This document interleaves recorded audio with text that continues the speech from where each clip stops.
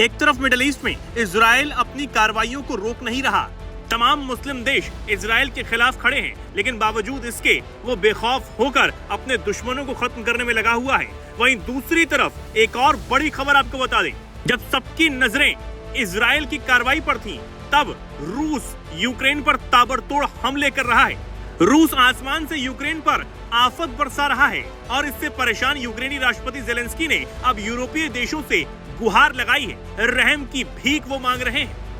हाल ही में रूसी सेनाओं ने दक्षिणी यूक्रेनी शहर जापोरिजिया पर पूरी रात रॉकेट से हमले किए। इस हमले में 13 लोग घायल हो गए, 2 बच्चे भी जिनमें शामिल हैं।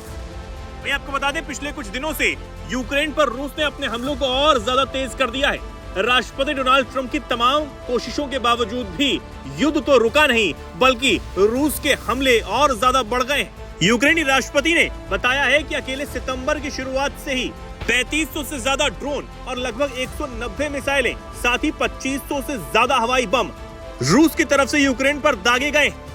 अब रूस के इन हमलों के बाद यूक्रेन फिलहाल इन सब का जवाब देने में खुद को असहाय पा रहा है। जेलेंस्की ने कहा है कि अब हमारे यूरोपीय आसमानों की संयुक्त सुरक्षा को एक मल्टी लेयर वाले एयर डिफेंस सिस्टम की सख्त जरूरत है। उन्होंने ये भी कहा कि इसके लिए सारी टेक्नोलॉजी भी उपलब्ध है। यूक्रेनी राष्ट्रपति ने ये कहा कि हमें निवेश और इच्छा की जरूरत है, हमें सभी भागीदारों से एक्शन और डिसीजन की जरूरत है।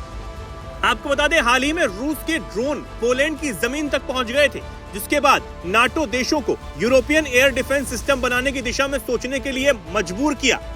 और अब यूक्रेनी राष्ट्रपति भी यही चाहते हैं कि जल्द से जल्द इस पर काम हो। रूस और यूक्रेन के बीच ये युद्ध करीब 3 सालों से ज्यादा से चला आ रहा है। रूस के लगातार हवाई हमलों और यूक्रेन की सीमाओं पर लगभग 1000 किलोमीटर लंबे मोर्चे पर भारी लड़ाई के बावजूद शांति की कोई राह नजर। अमेरिका लाख कोशिशें कर चुका है कि वो रूस को किसी तरह रोक ले, लेकिन वो इसमें नाकामयाब ही होता हुआ नजर आया।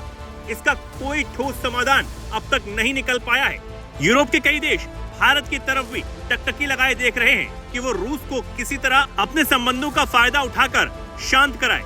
यूक्रेन भी यही चाहता है, लेकिन पिछले दिनों यूक्रेनी राष्ट्रपति जेलेंस्की ने ट्रंप की तरफ से भारत पर लगाए गए 50% टैरिफ को बिल्कुल सही ठहराया था। और अब वही यूक्रेनी राष्ट्रपति यूरोप के देशों के सामने रहम की भीख मांगते हुए नजर आ रहे हैं। वो ये कह रहे हैं कि सभी को अब एक साथ आना ही होगा, लेकिन रूस इन सब चीजों को समझ रहा है। रूस के पूर्व राष्ट्रपति तो ये तक कह चुके हैं कि रूस को पहले ही यूरोप पर हमला कर देना चाहिए और एक कदम आगे बढ़कर अपने दुश्मनों को सबक सिखाना चाहिए। पिछले दिनों खबर ये भी आई कि रूस ने शांति वार्ता पर बात करने से फिलहाल के लिए मना कर दिया है, क्योंकि वो ये चाहता है कि यूक्रेन और रूस के बीच में जो शांति वार्ता हो, उसमें यूरोप बीच में ना घुसे। एक तरफ रूस अपनी शर्तों पर अड़ा हुआ है, वहीं दूसरी तरफ यूक्रेन भी झुकने को तैयार नहीं। उसे ये लगता है कि हमेशा उसको मदद मिलती रहेगी और वो ऐसे ही रूस के खिलाफ युद्ध लड़ता रहेगा। लेकिन ये कब तक चलता है, सवाल ये है। और क्या अमेरिका अब इसे किसी भी हाल में खत्म करवा पाएगा या नहीं, इस पर नजर बनी रहेगी। आप फिलहाल क्या कुछ कहना चाहते हैं, कमेंट सेक्शन में जरूर लिखें।